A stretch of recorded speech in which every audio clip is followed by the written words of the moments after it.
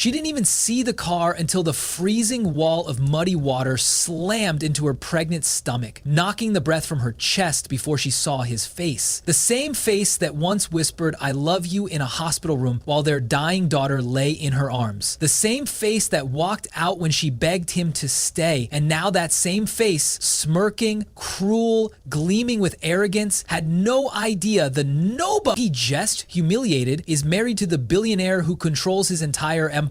If you're interested in this topic, hit the like button, subscribe, and type "interested" in the comments, and I will give you a heart.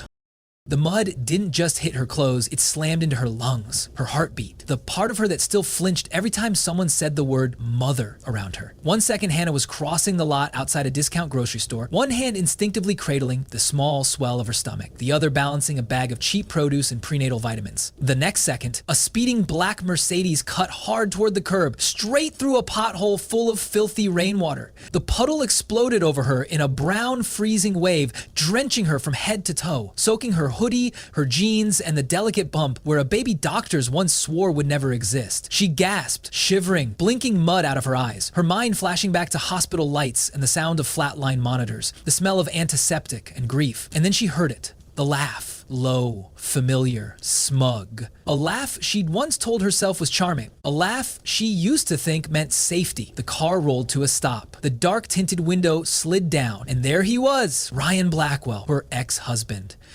The man who had promised her forever, then blamed her for losing the child they both cried over. The man who told everybody she was crazy, unstable, not fit to be a wife, let alone a mother. The man who called her barren like it was her legal name.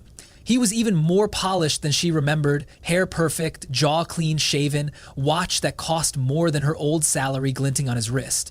His mistress, Madison, leaned across him from the passenger seat, all lashes and lip gloss, hair perfect, nails immaculate, laughing like this was a reality show and Hannah had just been eliminated. "Wow," Ryan said, dragging his eyes up and down her soaked body like she was roadkill. "Still shopping at budget stores, huh? Still doing the broke single girl thing. Some people really peak in high school." His gaze dropped to her stomach and the amusement twisted into something vicious. "Wait," he drawled. "You're pregnant?" Madison's eyes widened theatrically. "Oh my God, is she?" she giggled. "You didn't say your ex was knocked up," Ryan snorted. "Because it's impossible. We both know that."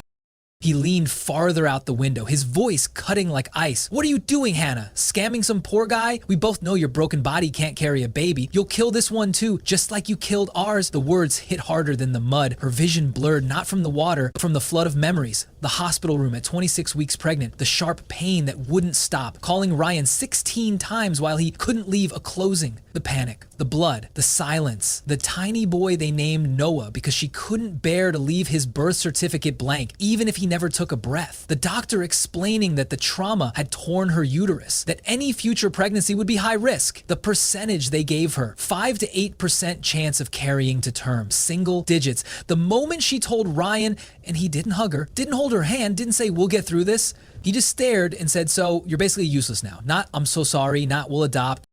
Just a cold assessment of damaged goods. After that, everything changed. He turned her grief into ammunition. At dinners, when people asked about kids, he'd sigh and say, "We love a family, but Hannah's got issues." He would say issues the way people say felonies. When he came home late smelling like someone else's perfume and she tried to talk to him, he would snap back, "Maybe if you could give me a family, I'd have a reason to come home." He told her therapist she was emotionally unstable, told his parents she was obsessed with playing the victim, told his friends she was broken, but he was doing his best. In public, he played the devoted husband. In private, he treated her like a failed experiment that should be quietly removed from the lab. And because she was grieving and terrified and believed the doctors who told her she might never carry again, she believed him too. Believed she was broken, believed she should be grateful he didn't leave, until the day she came home early from a school fundraiser to find him in their bed with Madison, naked, laughing, not even trying to hide it. When she stood in the doorway shaking, Ryan didn't even look ashamed. He sat up casually like she'd walked in on a Zoom call. "If you were more exciting," he said calmly, "I wouldn't need to look elsewhere. And if you could give me a child, I'd actually feel guilty." That was the night something inside her finally snapped. She didn't throw anything. She didn't scream. She just walked to the closet, took down a suitcase, and started packing. Her hands shook so badly she zipped one of her shirts into the bag 3 times, but she didn't stop. She filed for divorce the next morning. Ryan didn't fight it. He signed the papers with a smirk, then immediately started rewriting the story. He told people Hannah cheated first, told his parents she lost it after the miscarriage, told his colleagues she couldn't handle the pressure of being with someone successful. He kept the house, the car, the lifestyle. She got an old Honda and a one-bedroom apartment with water stains in the ceiling. From the outside, it looked like he traded up, and she spiraled. And for almost a year, Hannah believed that was what everyone thought, that she was the unstable, barren ex who couldn't keep her husband while he became the star of his own success story. What Ryan never understood, what he still didn't understand as he sat smirking in that Mercedes, was that losing him wasn't her downfall. It was the floor collapsing so she could finally build a new life from bedrock instead of rotten beams. Because the woman shivering in muddy water, hands protectively over her miracle bump, was not the same woman who begged him in a hospital room to hold their son's body just once. This Hannah had spent 2 years rebuilding herself from ash. She'd switched school districts, found a therapist who didn't just hand her tissues, but held her accountable for how she talked about herself, learned the difference between grief and guilt. She worked through the nights she woke up screaming, the panic attacks in grocery aisles, the way she flinched at the word mother. She made friends who liked her for her, not because she was on the arm of a charming, wealthy man at charity auctions. And 1 year after the divorce, at a literacy fundraiser, she almost skipped out of sheer exhaustion. She met Gabriel Sterling. He wasn't wearing a tux that screamed money, no entourage, no arrogance, no do you know who I am, just a guy in a tailored suit setting up extra chairs because the event coordinator was short-staffed. He asked her what her favorite kids book was instead of what she did for a living. He listened when she talked about teaching, about how 7-year-olds say the most brutal, beautiful things. He didn't flinch when she mentioned Noah. When she eventually told him about the miscarriage, about the doctor's prognosis, about Ryan calling her barren like it was a punchline, Gabriel didn't say, we'll fix you. He didn't say, maybe they're wrong, or at least you're still young. He looked her dead in the eye and said, you are not broken. Your body went through hell and is still standing. That's not failure.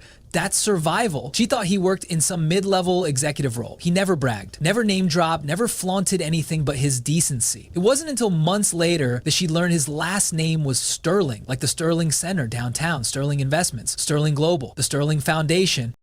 The kind of last name you see on buildings and financial news banners. Gabriel Sterling, oldest son of billionaire Lawrence Sterling, the man whose company owned half the contracts that kept people like Ryan rich, the man whose signature could make or break entire industries. And this was the man who carried her out of panic attacks, sat through ultrasounds where both of them were half terrified to breathe, and called her mine without once meaning ownership. When the test turned positive and she sobbed on the bathroom floor, convinced her body would betray her again, Gabrielle sat on the cold tile with her and said, if this baby makes it, we love them.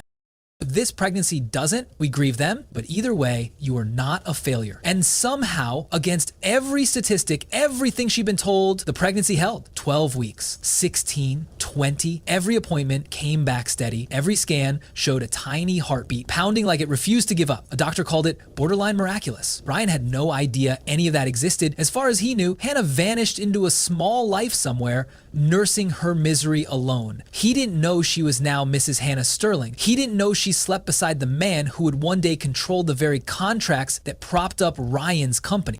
He didn't know that nobody he just covered in street filth was now the one woman in the city who could turn his empire cold with a single conversation over dinner. The mud on her skin would wash off, the stain about to hit his life wouldn't, and as she stood there shaking, phone slippery in her hands as she dialed Gabriel's number, she had no idea that some teenager's shaky video of this moment was already uploading to social media, about to turn one man's cruelty into the spark that set his entire world on fire.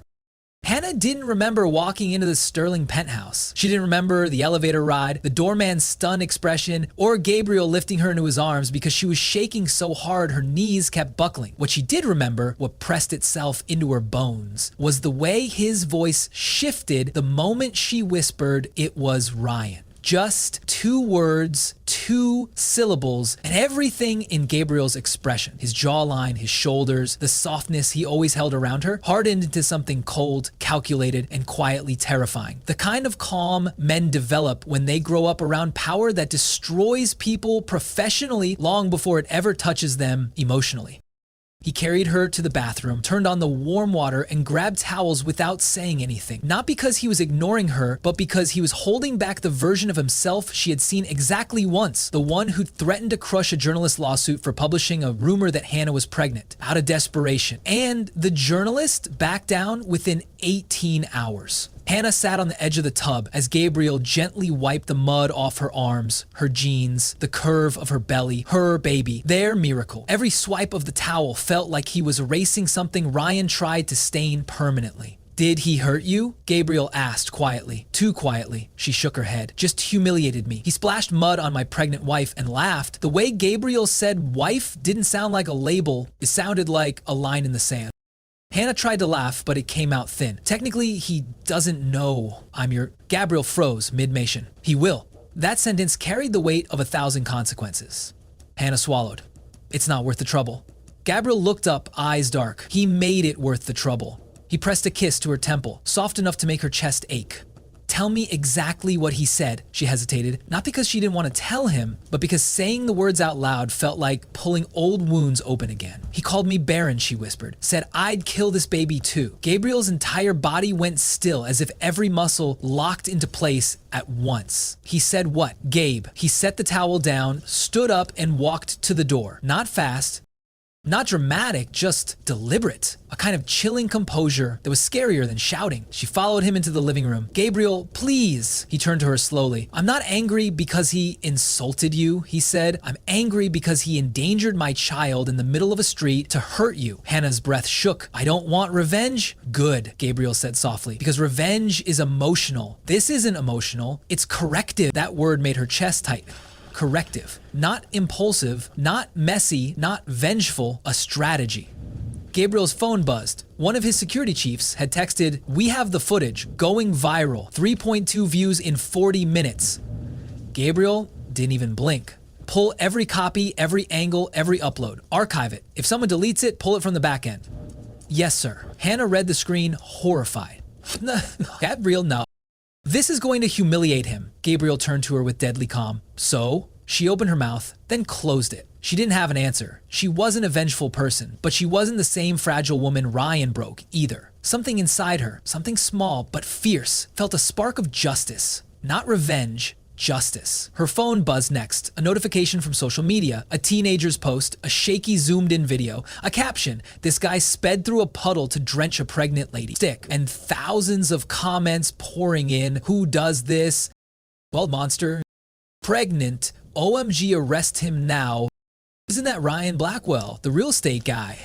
He's done. Hannah's hands trembled. It's everywhere already. Gabriel smiled faintly. Good, Gabriel. I don't want this to turn ugly. He walked toward her, cupped her face gently. Sweetheart, it already was ugly. He made it ugly the moment he put you and our child at risk. The only difference now? You're not fighting alone. She leaned into his hands. I'm scared. Then let me be scared for you. He kissed her forehead. You carry the baby, I'll carry the war. Hannah's breath hitched. He never talked like that, not unless someone crossed a line that couldn't be uncrossed. A knock echoed from downstairs, the private elevator entrance. Seconds later, Gabriel's father, Lawrence Sterling, stepped into the penthouse. Silver hair, sharp jaw, presence heavy enough to make rooms straighten themselves. He stopped short when he saw Hannah's muddy clothes. His face darkened. Who did that? Hannah swallowed. Gabrielle answered. Ryan Blackwell. Lawrence inhaled once, slow, controlled. The same Ryan Blackwell whose company holds 12 sterling contracts? Formerly, Gabrielle corrected. Hannah blinked. Formerly? Lawrence's eyes sharpened. I terminated them 5 minutes ago. What? Any man who harms my family is cut off permanently. Hannah shook her head. Mr. Sterling, I don't want anyone hurt over this. Lawrence stepped closer, voice gentle but firm. You are carrying my first grandchild. That child matters more than every contract in this city combined. Hannah felt her throat close. She had spent years being told she was a burden, being told she was defective.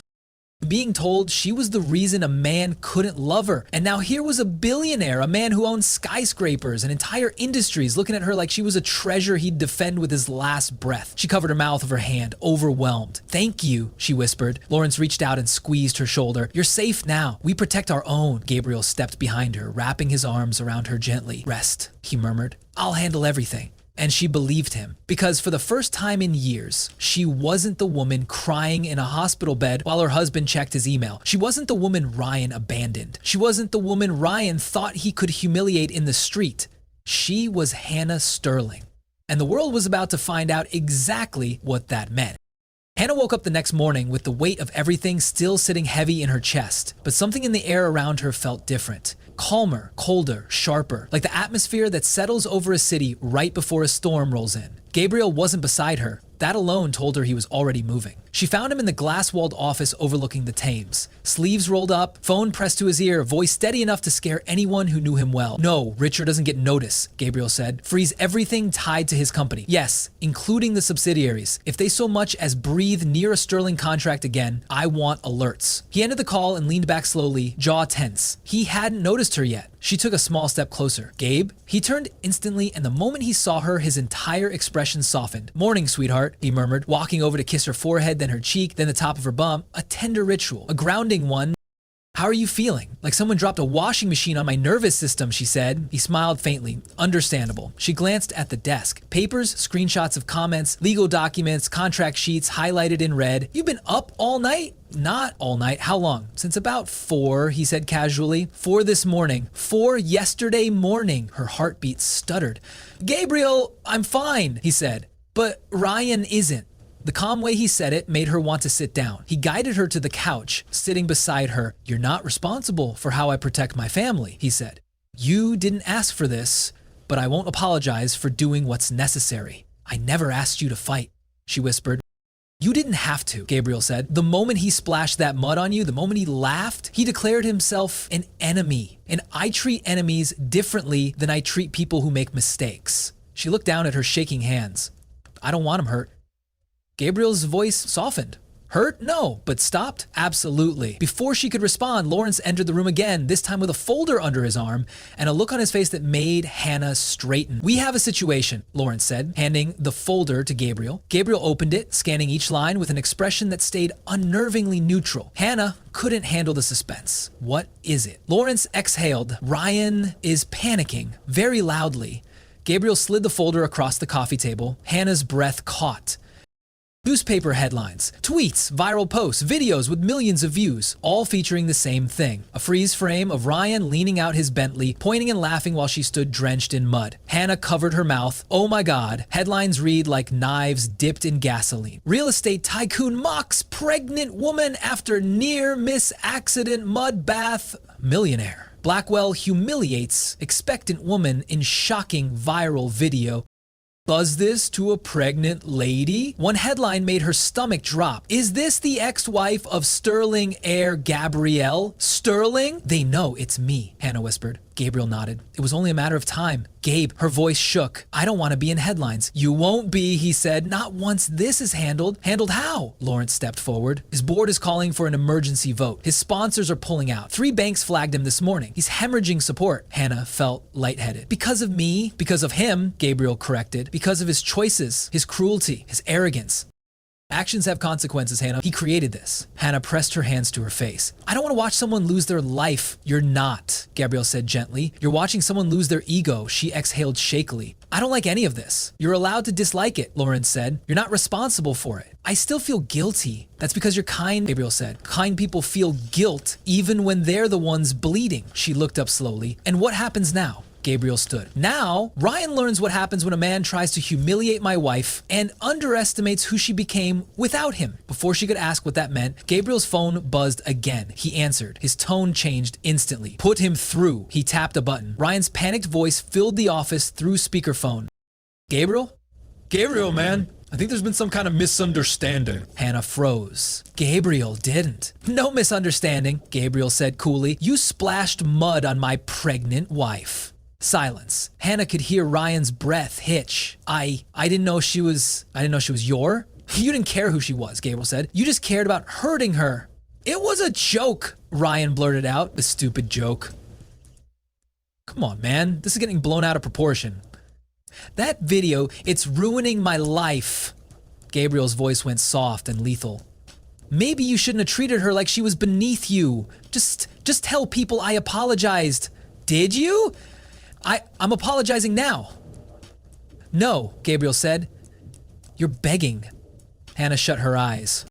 The sound of Ryan's unraveling felt surreal. Please, Ryan whispered, please tell me what you want. Gabriel didn't hesitate. You'll know when you've lost it. Lost what? Everything, Gabriel said, and he ended the call. Hannah stared at him. Gabriel, what he did wasn't an accident, Gabriel said. It was cruelty. Cruelty always circles back. I'm scared of how far this is going, she whispered. Don't be, Gabriel said. He pushed you into the mud. I'm simply pulling him into the truth. Lawrence stepped beside him. And the truth is, your ex-husband built his empire on arrogance, bullying, and deceit. All we did was remove his shield. Hannah looked between them. Two men who loved her fiercely in their own ways. Men who believed she deserved protection she never received in her first marriage. Men who refused to let her be humiliated again.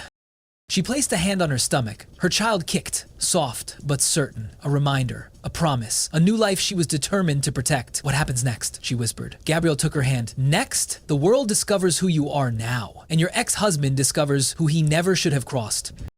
Hannah didn't leave the penthouse for the rest of the day. She couldn't. The world outside was too loud, too bright, too sharp, and every notification on Gabriel's phone seemed to echo through the walls like thunder. For the first time since she'd met Gabriel, she felt truly exposed. Not because of him, but because her past was sprinting toward her new life with claws out, desperate to drag her backward. Gabriel insisted she rest, but rest was impossible. She kept replaying the moment the mud hit her, the way Ryan's laughter sliced through her like a blade, the humiliation blooming hot on her skin. She kept hearing his voice, those words he weaponized so well. You'll kill this one too. It didn't matter that she knew he was a liar. Trauma has its own memory. It doesn't ask for permission. It just repeats. By late afternoon, Hannah found herself standing in the nursery, the one Gabriel had designed without ever asking for credit. The walls were soft cream, the crib hand-carved, the rocking chair cushioned just right. A perfect space for a baby she still couldn't believe she was carrying. She touched her stomach, whispering, "You're safe, I promise." She didn't realize Gabriel was leaning in the doorway until he spoke. He doesn't get to take this from you. She turned. I'm trying not to let him. Try less, Gabriel said, stepping into the room. Let me carry the weight. She gave him a sad smile. You can't fight my memories for me. No, he said, but I can make sure you never gain new ones because of him. Before she could respond, Lawrence called out from downstairs. Gabriel, Hannah, you need to see this.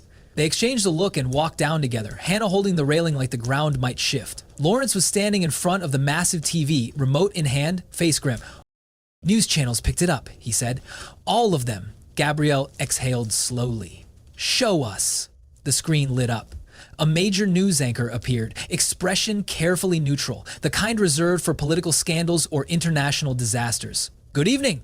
Tonight, disturbing footage has gone viral showing real estate developer Ryan Blackwell splashing muddy water on a pregnant woman before mocking her in the street. Hannah's stomach twisted. Then the reporter continued and the room froze. The woman has now been identified as Hannah Sterling, the pregnant wife of billionaire philanthropist Gabriel Sterling. The words hit Hannah like a slap she didn't see coming. Wife, public, named, exposed. The camera cut to her image, mud-covered, stunned, humiliated. A freeze frame of her lowest moment. Turn it off, she whispered. Turn it off, Gabriel did. Instantly, one click, silence. I can't breathe, Hannah said softly, hands shaking uncontrollably. Gabriel guided her to the couch. Lawrence poured her water. I didn't want them to identify you, Gabriel said, voice tight. I tried to keep your name out of it. How did they figure it out? Hannah whispered. Your charity event photo, Gabriel said. Same hair, same coat, same shoes. She let out a trembling breath. So, the entire country thinks I'm some damsel splashed by a villain. Gabriel knelt in front of her, hands on her knees. No, the entire country thinks you're a pregnant woman who deserves respect, which you do. Hannah covered her face. This is too much. It won't be for long, Gabriel promised. I'm already handling it. Handling it how? She asked, fear creeping in again. Gabriel hesitated, but only for a second. By forcing your ex-husband to face consequences he's avoided for years. You mean destroying him? Gabriel didn't flinch. He destroyed himself. I'm just done protecting him from the truth. Lawrence sat beside Hannah. You're overwhelmed. That's understandable. But you're not alone in this. And you're not powerless. This story only exploded because people care. The public loves you, Hannah. They admired your work before they even knew you were in our family. Hannah stared at him, startled. I'm not some public figure. You are, Lawrence said gently. Because you're the kind of woman people want to root for. The door buzzer rang. Nobody moved. Gabriel stood slowly, shoulders tight. Security? One of his guards checked the camera feed and nodded. It's safe. Who is it? Hannah asked. Someone you might want to see. the guard replied. A moment later, the door opened and Sarah walked in. Hannah's best friend, her chosen sister, her lifeline during the years before Gabriel. "Oh my God," Sarah said, rushing to her. "I saw the video. I ran here. Are you okay? Is the baby okay?" Hannah nodded weakly as Sarah hugged her. "I'm fine, I think. I don't know." Sarah pulled back, scanning Hannah's face. "You're famous, babe." "I don't want to be." Nobody wants to be famous for getting hit by a tsunami of mud on a Tuesday. Gabriel sighed. "We're doing damage control." Sarah raised an eyebrow. Damage control? Sweetheart, the internet hates your ex-husband with a passion that could power the national grid. You're basically a folk hero. Hannah blinked. "A what?" Sarah held up her phone. "Look." Hashtags flashed across the screen. Protect Hannah. Sterling mommy. Ryan, the mud monster. She deserved better. Pregnant and powerful. Memes, edits, fan comments, outrage, support, and a trending headline. The pregnant Queen of London, Hannah, pressed a hand to her chest. "This can't be real." "Oh, it's real," Sarah said. "The internet adopted you." Gabriel smirked faintly. "Told you people care." Hannah let out a breath, half laugh, half cry, but then the weight returned. "So, what happens now?" Gabriel stood behind her, hand on her shoulder, grounding her. "Now," he said quietly, "your ex-husband is about to face something he never expected." "What's that?" she asked. "Accountability," Gabriel said. "And for the first time in his life, he can't outrun it." Hannah looked between Gabriel, Lawrence, and Sarah. 3 people, 3 worlds, all waiting for her to breathe again. For the first time since the mud hit her, she felt something warm spread through her chest. Not fear, not shame, strength. Quiet, but real. "Okay," she whispered. "Let's see what happens next."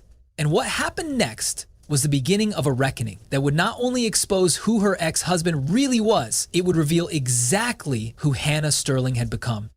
The next morning didn't begin with sunlight or peace or anything remotely normal. It began with the sound of Gabriel's phone vibrating nonstop on the marble nightstand, a relentless buzz that felt like the outside world pounding on their front door demanding answers. Hannah blinked awake slowly, her body still heavy from yesterday's storm, the mud, the humiliation, the shock of seeing Ryan again. Gabriel, already dressed, already tense, reached for the phone and frowned. "They're not backing off," he muttered. "Who?" Hannah asked, rubbing her eyes. "Every journalist in London, bloggers, TV networks, all of them want a statement. Some want an interview." Hannah sat up, instinctively placing a hand over her pregnant stomach. "Interview? Absolutely not." "You won't be doing one," Gabriel said firmly. "Ever. But they want something. A comment, a quote, anything. Just tell them I'm fine." Gabriel took a slow breath. "Hannah, that video yesterday didn't just go viral. It detonated." She swallowed. "How bad is it? Do you want the truth?" "Always." Gabrielle showed her the screen. A headline from the largest news outlet in Europe burned in bold letters. "Blackwell exposed. Real estate mogul humiliates pregnant woman and faces the sterling consequences." Another headline, "Public demands justice for Hannah Sterling." Another, "Prime Minister's future grandchild attacked. Government contracts under review." Hannah covered her mouth. "This is insane." "Insane," Gabriel agreed, "but predictable." "Predictable?" "Cruel men always underestimate who they're hurting until it's too late." Hannah lowered her hands. "I didn't want a war." "Sweetheart," Gabriel said, "you didn't start a war. Ryan did. You're just finally the one with the power." Before she could respond, the security intercom beeped. "Sir," one of the guards said, "Mr. Sterling Sr. is requesting a meeting in the conference room." "Lawrence!" That meant this wasn't personal anymore. It was political and strategic. And something bigger than mud on a dress. "Give us 10 minutes, Gabriel said. Hannah tried to get out of bed, but Gabriel placed a gentle hand on her shoulder. "You should rest." "No," she said, shaking her head. "Whatever this is, it involves me." Gabriel stared at her for a moment, then nodded. "Then we face it together." They changed quickly, Hannah in soft maternity slacks and a sweater, Gabriel in a crisp dark suit, and headed to the conference room. Lawrence stood by the window, shoulders squared, expression sharp enough to cut glass. Papers were spread across the table, reports, photos, financial statements, the type of documents that don't simply appear unless someone with real power demands them. "Good," Lawrence said when they entered. "Sit." Hannah did. Gabriel didn't. He stayed standing beside her chair like a shield. "We need to discuss your ex-husband," Lawrence said. "Ryan Blackwell." Hannah's heartbeat quickened. "What about him?" "Everything," Lawrence replied. "His company, his loans, his liabilities, his investors, his government contracts, his dirty laundry." He tapped a stack of papers. "All of it." Hannah frowned. "Why do you have all that?" Lawrence raised an eyebrow. "Did you forget you married into a family that can run background checks on prime ministers?" She blinked. "Right. Fair point." Lawrence said, "Hannah, I need to ask you something difficult." "Ask." If your ex-husband loses everything, his company, his properties, his partnerships, his reputation, if he ends up with nothing but the clothes on his back, would that harm you emotionally? Would that put stress on your pregnancy? Hannah froze. Gabriel tensed. Dad. No, Lawrence said calmly. She needs to answer honestly. Hannah took a breath. I don't want revenge. Lawrence nodded slowly. Understood, but that isn't what I asked. She met his eyes. If Ryan loses everything, it won't hurt me. Are you sure? Gabriel asked carefully. Yes, she said. He hurt me. He broke me. He left me believing I was barren, worthless, unlovable. What he did yesterday wasn't an accident. He meant to destroy me again. If the truth finally destroys him instead. She exhaled. That's not revenge. That's reality catching up. Lawrence nodded once, decisively. Good, then let's continue. He opened a folder and slid it toward her. This is the first thing you need to see. Hannah hesitated, then opened it, her breath caught. It was a document, no, dozens of documents showing every government contract Ryan's company depended on. Contracts Sterling Holdings controlled. Contracts that could be canceled with a single signature. This is everything he has, Hannah whispered. Exactly, Lawrence said. And he lost it the second he splashed mud on my daughter-in-law? Hannah's eyes widened. You already canceled them. Effective this morning, Lawrence said. Gabriel added, Dad didn't do it alone. Parliament is also investigating public ethics violations. The Prime Minister himself called Dad last night. She stared between them, stunned. All of this? Because of me? No, Lawrence corrected. All of this because of him. A beat of silence. Then Hannah whispered, what happens to him now? Lawrence leaned back in his chair, hands folded. Now, the fall begins. Hannah's stomach fluttered, not with fear, but something else. Something she didn't recognize at first. Something that felt like reclaiming oxygen after years of drowning. He won't take this quietly, Gabriel said. Ryan's type never does. He'll try to play the victim, he'll spin stories, he'll blame you, me, the media, the world. Let him, Hannah said quietly. For the first time, I'm not afraid of him. Gabriel touched her hand. You don't have to face any of it alone. I know, but before anyone could say more, the intercom buzzed again. Sir, the guard said, you need to see this. Hannah stiffened. Gabriel pressed the button. What is it? A statement, the guard said, from Ryan Blackwell. The room fell silent. Gabriel exchanged a look with Lawrence. Put it through. The guard hesitated. Sir, he didn't post a written statement. Then what did he? He's on live television. Every way. The guard tried to explain, but the TV Hannah's blood ran cold. What? The guard continued. He's doing an interview right now.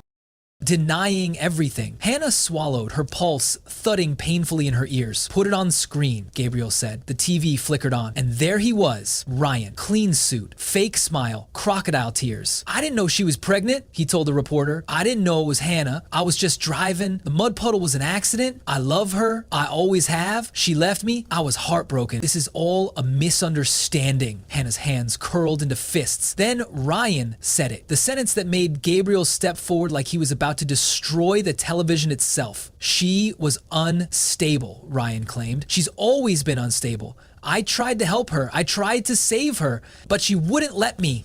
Hannah couldn't breathe. Gabriel's jaw clenched so hard she heard it crack. Lawrence whispered, he's finished. And Hannah, breathing sharp and uneven, whispered back, not yet. Because this wasn't the fall. This was only the beginning.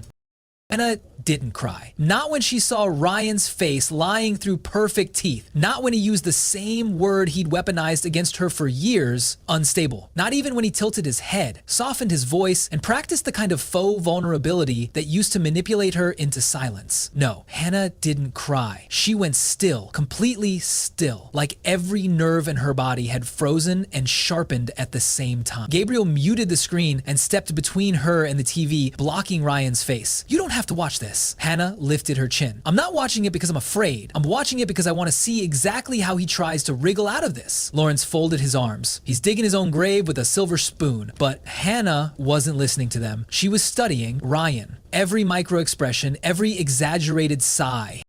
He had always been good at two things. Looking innocent and convincing everyone that he was the real victim, she whispered. He's setting up a narrative. Lawrence nodded slowly. Yes, that's what people like him do when they know they're cornered. He's going to spin this as a mental health story, Hannah said. Make himself the sympathetic ex-husband who tried to help his poor, unstable wife. He's doing the same thing he did during the divorce. Gabriel's hands tightened on the back of her chair. He won't be allowed to run that narrative. Not this time. Hannah shook her head. He already started. The television screen showed Ryan leaning forward, face softening. Hannah struggled emotionally. he said gently, his eyes glistening for the cameras. She never healed from the miscarriage. I did everything I could for her. I begged her to get help. I tried to support her. But she pushed me away. I think she's confused now. I think she honestly believes I hurt her. Hannah's stomach twisted. Confused, believe. The insinuation was subtle but unmistakable. He wasn't calling her a liar outright. He was calling her delusional, the oldest trick in the abuser's playbook. Reporter asked, "What about witnesses saying you intentionally splashed her with mud?" Ryan let out a perfectly rehearsed shaky laugh. Please! Does that sound like something I would do? I was just driving, it was raining, it was dark, I didn't even know it was her until after. Hannah whispered, "He's good. He's really good." Gabriel's voice vibrated with controlled fury. "He won't be good enough." Hannah stared at the screen, suddenly remembering something, an expression she hadn't seen in years, one that used to appear right before he lied to her face. His left eyebrow twitched, just barely, but it did, and she knew what that meant. "He's terrified," she said. Lawrence looked at her. "How can you tell? He only does that eyebrow twitch when he's scared and trying to hide it. He's losing control." Gabriel nodded. "Let him cling to whatever narrative he wants. It won't matter." Hannah exhaled shakily. "It matters if people believe him." Gabriel knelt in front of her chair and took her hands. "Do you really think anyone watching this sees him as the hero?" She didn't answer because she didn't know. Trauma makes doubt cling like a shadow. But Gabrielle lifted her chin gently. "Look at me. You have the truth. You have the evidence. You have an entire family standing behind you, and you have millions of people who watched an unedited video of him laughing at a pregnant woman covered in mud." Hannah's breath steadied. "Then, what happens next?" Lawrence tapped the table. "Next, we remove his voice." Meaning we're going to shut down every platform he tries to use. Public relations, contracts, investors, banks, all of them. He opened a folder. "We already froze his largest business loan. 3 more banks are reviewing their exposure right now. If even 2 of them pull out, his company collapses in under a week." Hannah blinked. "That fast?" Lawrence gave a dry, humorless smile. "Men like him build empires on mirrors and tape. Doesn't take much to make it fall." The intercom crackled again. "Sir," one of the guards said, "Mr. Blackwell has arrived at the gate." Hannah stiffened. Gabriel turned toward the speaker like he might rip it off the wall. "He what?" "He's demanding to speak with Mrs. Sterling. He said it's urgent family business. He tried to push past the outer barrier." Gabriel swore under his breath. "Are the guards holding him?" "Yes, sir, but he's getting aggressive." Hannah's pulse spiked. "He came here?" "Oh, he's lost his mind," Lawrence said calmly. "This is good." Hannah looked between them. "Good? A desperate man makes sloppy mistakes," Lawrence said. "Let's see what he does." The intercom buzzed again. "Sir," he's shouting now. Ryan's voice suddenly blasted through the speaker, distorted by the wind and rain, but unmistakably furious. "Hannah! Hannah! I know you're in there! You can't hide behind these people forever! We need to talk!" Hannah's breath caught. Gabriel moved instantly toward the door. "I'm going down there." "No!" Hannah said. Gabriel froze. "What did you just say?" "No," she repeated, standing slowly. "He wants me to feel small. He wants to intimidate me. He wants to make me flinch, and I won't give him that." Gabriel's eyes softened. "You don't have to go out there." "I know. That's why I'm choosing to." Lawrence watched her carefully. "If he threatens you..." "He won't," Hannah said. "Not this time." She stepped toward the door, her posture steady, her breathing calm. "Let me handle this." Gabriel opened his mouth to argue, then closed it. There was something in Hannah's expression, something unshakable and new, that made him step aside and let her pass. The guards formed a protective wall around her as she walked toward the gate.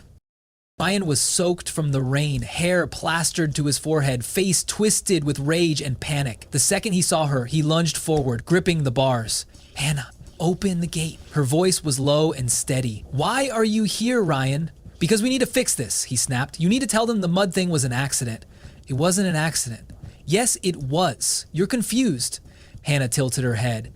Here it is again. Ryan froze. "What?" "That word you always love. Confused." She stepped closer. "I'm not confused." "Not anymore." He bared his teeth. "Hannah, listen to me. You're ruining my life." And she said the words she had waited years to say. "You ruined your own life." Ryan blinked rapidly, like he couldn't comprehend losing control of the narrative. "Let me in now." Hannah's voice dropped to a whisper, cold, clear, final.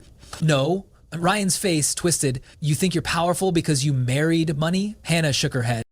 "No!" No, I'm powerful because I survived you. Ryan went silent, completely silent. And for the first time since she met him, Hannah saw something in his eyes she had never seen before. Fear, not anger, not entitlement, fear. And as the rain poured harder, a guard stepped toward her. Ma'am, someone else just arrived. A black sedan pulled up slowly. The window rolled down and Hannah's breath caught. Oh my God, she whispered. It's his mother. Ryan spun around. Mom, what are you doing here? But her face wasn't angry. It wasn't shocked. It wasn't confused. It was devastated. Ryan, his mother said quietly, what have you done? The walls around Ryan, all his lies, all his games, all his manipulation crumbled in real time when the last person he expected to witness his downfall arrived at the gate. And Hannah realized something. This wasn't the end. This was the beginning of his unraveling. The part where the whole world sees who he really is. And the person holding the mirror was her. For a moment, everything froze. The rain, the shouting, even Hannah's heartbeat. It was like the entire street inhaled and refused to exhale. Ryan's mother stepped out of the car with slow, deliberate movements. Her umbrella still closed, hair dampening in the drizzle. She wore a simple navy coat, no jewelry, no theatrics, but her face said everything. It was the kind of disappointment that doesn't come from a single mistake. Comes from realizing you raised someone who became the walking opposite of everything you tried to teach them. Mom, what are you doing here? Ryan demanded, trying to sound in control, but his voice cracked. His mother didn't look at him first. She looked at Hannah, and the shame in her eyes wasn't aimed at Hannah at all. It was aimed inward. Mrs. Blackwell, Hannah said quietly, her hand unconsciously resting over her stomach. You shouldn't be out in this rain. Please don't call me Mrs. Blackwell, the older woman said softly. Not after what my son has done to you. Ryan's jaw clenched. Done to her? I didn't do anything. This is all being blown out of. Be quiet, Ryan, his mother said without raising her voice. That alone stunned him into silence. She took a step closer to the gate, eyes never leaving Hannah's. May I speak with you just for a moment? Hannah's instinct said yes. Her memory said absolutely not. Her trauma said run. But the part of her that still respected the woman, who once welcomed her into the Blackwell family before everything shattered, simply nodded once. A guard stepped between them instantly. Ma'am, she'll stay behind the line, he said to Ryan's mother. For safety. I understand, she replied. She folded her umbrella, letting the rain fall freely now, like she decided she deserved to be uncomfortable for this conversation. Hannah, she said, voice trembling. I saw the video. Hannah swallowed. Everyone did. I watched it 10 times, the older woman continued, hoping I'd see something different each time, hoping I'd find some angle that made it less horrible. She shook her head. There wasn't one, Ryan scoffed. You really gonna side with her? After everything? His mother turned so fast he flinched. After everything? She echoed. You mean after you humiliated your pregnant ex-wife on a public street like she was garbage? After you laughed at her pain? After you called her broken on national television? She is broken, Ryan spat. She ruined my life. Now she's ruining it again. She got Dad's contracts pulled. She got the banks coming after me. She married some billionaire and now she thinks she's better than everyone. Stop, his mother said sharply. I'm not gonna let you rewrite reality in front of me. Hannah stayed quiet, watching, listening, shocked to see the one person Ryan had always managed to charm with ease, staring at him like she didn't recognize her own son. You want to talk about reality? His mother continued. Reality is watching my son stand over a woman at her daughter's funeral and complain about a business call he was missing. Reality is listening to your wife sob in my kitchen while you're out networking with other women. Reality is knowing exactly who you are and lying to myself about it for years. The words landed like blows, only this time Ryan was the one absorbing them. You believed her over me? Ryan demanded, voice rising. Of course I did, his mother snapped. She never lied to me. You did, over and over. Hannah's chest tightened. She had begged for this moment once, years ago, when everything fell apart. She had prayed someone in his family would see what he really was. No one did, until now. Mrs. Bleu, Hannah stopped herself. Rebecca, you don't have to do this. Yes, the older woman said, turning back to her. I do, because I need you to hear something I should have said a long time ago. Hannah's eyes sung, but she didn't look away. I'm so deeply, profoundly sorry, Rebecca whispered, for not believing you, for not protecting you, for letting my son treat you like you were disposable. You were never the problem, Hannah. He was. Ryan's face shifted from rage to disbelief. Mom? You told me she was dramatic, Rebecca said, eyes now locked on her son like lasers. You told me she exaggerated. You told me she twisted things, that she made you the villain, and I believed you because you're my child, because I couldn't stand the thought that I raised a man who would harm someone who loved him. Her voice cracked. I was wrong. The rain poured harder now, but no one moved. A car slowed at the end of the street, then another. People were starting to recognize the scene. The internet's most hated man screaming at the gate of the Sterling's home. "This isn't my fault!" Ryan shouted, panic finally cracking through. "She left. She destroyed our marriage. She went crazy after the miscarriage." Hannah's voice came out firm and clear. "No, Ryan, I broke after you abandoned me in that hospital room. Like, there's a difference." For a second, he faltered. Just a second. Then he doubled down. "You couldn't even give me a family," he snapped. "What was I supposed to do? Stay with a barren woman forever?" Hannah didn't flinch this time. She didn't crumple. She didn't fold in on herself the way she had in that hospital bed. She simply placed her hand over her bump and said, "Funny how this supposedly barren body is carrying a perfectly healthy baby now that you're not involved." His mouth opened and closed like a fish.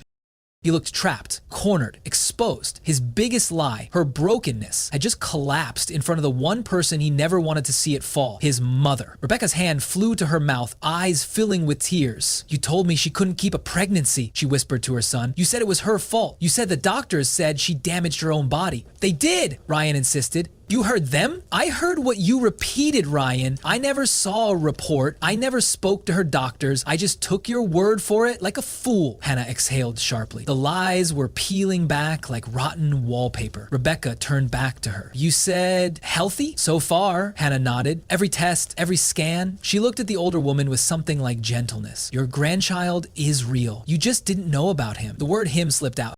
For a second, she wondered if she'd revealed too much, but Rebecca's expression shattered. I could have had a grandson," she whispered, looking physically ill. "And instead, my son chose to humiliate his pregnant ex-wife in the street?" She turned to Ryan with a look that made even the guards take a half step back. "You've always been selfish," she said. "But this is cruelty I can't excuse." "Mom, please," Ryan said, voice finally breaking. "You're all I have left. The banks are calling. The government pulled the contracts. The board is talking about a vote. They're coming for everything. I need help. I need you." Rebecca stared at him for a long, painful moment. Then she said the words he never expected to hear. "No." His face went slack.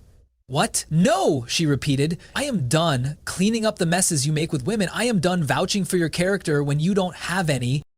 I am done choosing denial over truth because it's easier to believe the son I raised couldn't become this." She gestured toward the gate. "Look at her. She's pregnant. You splashed mud on her and laughed. On camera. You taunted her about losing a baby and losing another. You tried to make the world think she's insane. If you were anyone else's son, I'd call you a monster." Silence fell like a hammer. Ryan took a shaky breath. "So that you're just gonna throw me away?" Rebecca shook her head. "You were given chance after chance. This is you finally facing the consequences of who you chose to be." Hannah felt something inside her loosen, like chain snapping, one link at a time. This was what closure looked like. Not an apology from him, that was never coming, but the truth finally spoken by someone who mattered. Someone he couldn't gaslight. Someone who refused to protect him anymore. "You want advice?" Rebecca asked her son quietly. "Stop blaming the woman you broke and start asking yourself why you keep trying to stand on her neck." He stared at her like she'd stabbed him. Maybe in his mind, she had. His last shield was gone. Hannah watched him. Really watched him. Not the charming version, not the arrogant version, not the smug version, but the stripped, panicked, exposed version of a man who had never expected the mirror to be this clear. And she realized something chilling. He wasn't shocked that he'd hurt her. He was shocked that it finally cost him something. Rebecca turned back to Hannah one last time. "I don't expect forgiveness," she said softly, "but I hope you know not everyone in that family is blind." Hannah swallowed hard. "I know that now." Then Rebecca stepped back toward her car. The guards slowly escorted Hannah toward the house, shielding her from the wind, the rain, and the phones that were now recording from down the street. Behind her, Ryan shouted her name again. This time, she didn't turn around, not once, because she wasn't the one being dragged anymore. He was, and his fall had only just begun. Hannah didn't look back as she walked toward the mansion, but she didn't have to. She could feel the chaos unraveling behind her, the shouts, the camera shutters, the panicked edge in Ryan's voice as he realized the storm he started was now roaring toward him at full speed. A guard opened the gate just wide enough for Hannah to slip through, then closed it immediately, sealing her off from the man who once held the power to break her. The second the latch clicked, Ryan lunged forward and grabbed the bars. "Hannah!" he shouted, rainwater dripping down his face like sweat. "You can't leave things like this. You have to help me." She stopped walking, not because his plea moved her, but because she had never heard him sound genuinely afraid before. His voice wasn't angry now. It wasn't mocking. It was hollow, desperate, terrified. "Please," he yelled. "Hannah, just don't let them take everything from me." Hannah exhaled slowly, her hand resting gently over her stomach. She didn't turn around, but her voice carried through the rain with a clarity that cut straight through his panic. "You took everything from me first." Ryan slammed his fist against the gate. "You're doing this because you're angry, because you want revenge." "No," she said quietly. "If I wanted revenge, I'd step outside that gate and tell the truth about things you prayed I'd never speak about." He froze, gripping the bar so tightly his knuckles whitened. "The nights you didn't come home," Hannah continued, her voice steady. "The women, the lies, the way you talked about me, the way you blamed me for losing our daughter, the way you dragged my name through your boardrooms and made them believe I was unstable." Each word she spoke was a slow, precise incision. Hannah wasn't shouting, she wasn't reacting, she was remembering. "You should be grateful," she finished, "because I've kept your secrets far longer than you deserved." Rainwater dripped down Ryan's face, but the look in his eyes wasn't rage anymore. It was dawning horror, because he understood exactly what she meant. She still had the power to destroy what little remained of his public reputation, and she wasn't even trying. "Tell your guards to open the gate," he suddenly said, voice trembling with a fragile, frantic edge. I need to talk to you alone, please. Just 5 minutes." One of the guards stepped forward instantly. "Sir, you need to leave the premises. Now! I'm not talking to you," Ryan snapped before turning back to Hannah. "You owe me a conversation." Hannah finally turned. Not all the way, just enough for him to see her face, calm, unshaken, done. "I owe you nothing." Those 4 words hit him harder than any insult ever could, because in Ryan's world, everyone owed him something. Attention, validation, praise, loyalty, forgiveness, submissiveness. But Hannah, she owed him nothing, not anymore. The guards began to escort her toward the house, keeping her shielded. Rain hammered the roof as they crossed the path, puddles splashing under their feet. But before the door opened, something unexpected happened. Alexander stepped out, and every molecule of air in the courtyard shifted. He was still wearing the suit he'd thrown on that morning, but soaked now from the rain. Hair plastered to his forehead, sleeves pushed to his elbows in a way that made him look both furious and heartbreakingly vulnerable. His eyes weren't on Hannah first. They were locked on Ryan. And for the first time since she'd known either man, Hannah watched her ex-husband freeze, not out of fear, but out of recognition. Recognition of the kind of power he couldn't charm, scare, or manipulate. Alexander descended the steps slowly, deliberately, with the kind of control that makes people step back without realizing they're doing it. Even the guards shifted subtly to give him space. Hannah felt the ground steady beneath her as he approached, not because he came out to confront Ryan, but because he positioned himself at her side before doing anything else. His first instinct was always her. His hand slipped into hers, warm even in the cold rain, thumb brushing the back of her fingers. "Are you all right?" he asked softly, his voice now the anchor in her storm. Hannah nodded, her throat tightening. "I'm okay." Alexander exhaled, relieved, then lifted his gaze to Ryan with a calm that was more terrifying than any raised voice could ever be. "You came to my home," he said, not yelling, not threatening, just stating a fact. But the weight of it made Ryan swallow hard. "Alexander," Ryan started, forcing a smile that didn't fit his shaking voice. "Look, man, this is just a misunderstanding. I didn't know she was your wife when I—" "That's not the problem," Alexander said, interrupting him so cleanly it felt surgical. "The problem is what you did knowing exactly who she was to you."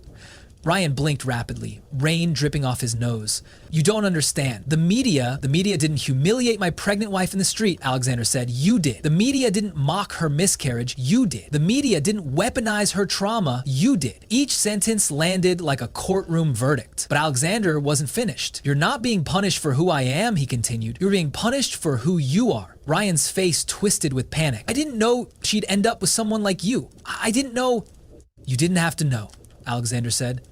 "Decency doesn't require a witness." Silence fell. Heavy, suffocating.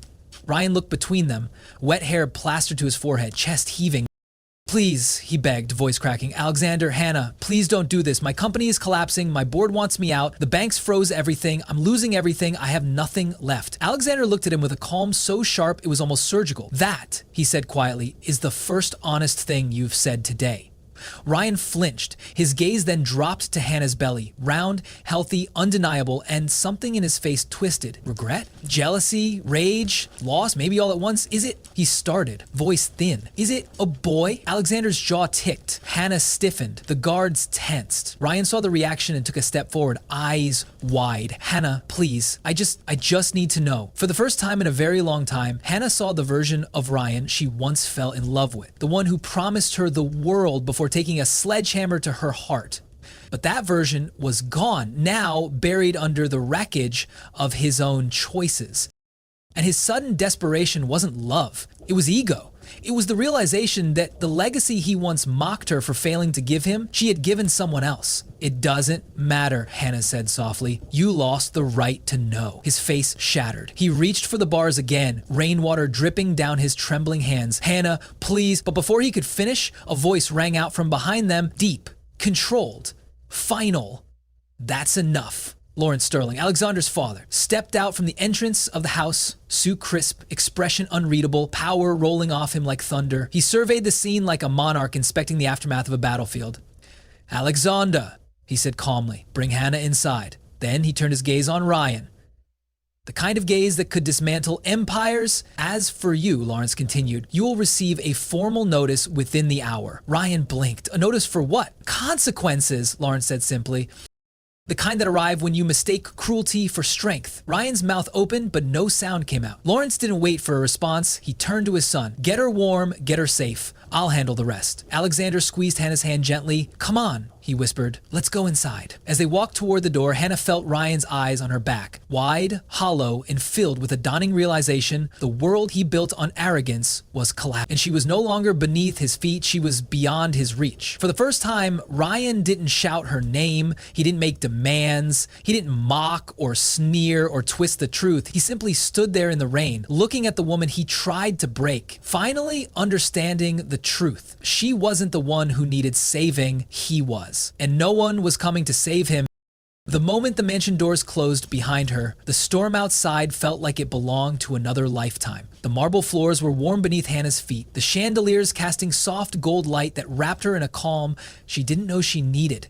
A house staff member appeared instantly with towels, another with a blanket, and Alexander's hand never left hers, not once, as they guided her deeper inside. But Hannah wasn't really absorbing any of it. Her mind was still at the gate, with Ryan's face pressed against the bars, soaked, shaking, trapped, not by metal, but by the consequences of everything he had been for years. She wasn't triumphant, she wasn't gloating, she simply felt done. And sometimes being done is the most powerful feeling a person can have.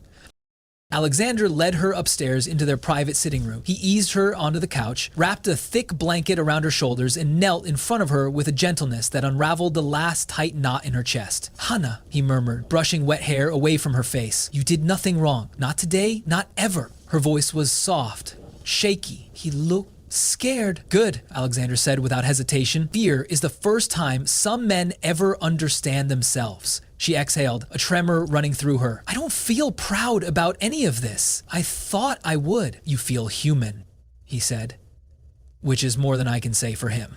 Hannah almost smiled, but the exhaustion made it fade quickly. And then, without warning, a firm knock echoed through the house, deep and resonant like judgment arriving on foot. Alexander stood immediately. Hannah's heart stuttered, but instead of opening the door himself, Alexander called his father. Dad, he said. Is that you? Yes, Lawrence replied from the hall. Let me in. Alexander opened the door. Lawrence Sterling stepped inside with a presence that could silence Parliament. His suit was immaculate despite the rain, his expression carved with the kind of controlled fury only a man with true power understood how to wield. But the moment he saw Hannah wrapped in blankets, his expression softened, just slightly, and he approached her with the same care a father gives his own daughter. Are you injured? Lawrence asked. No, she whispered, just shaken. Then we handle the shaking, he said, voice low, steady, and we handle the man who caused it. He took a seat across from her, folding his hands, each movement deliberate and precise. Hannah, Lawrence began, you are not responsible for what happens next. You did not choose violence today. You did not choose humiliation.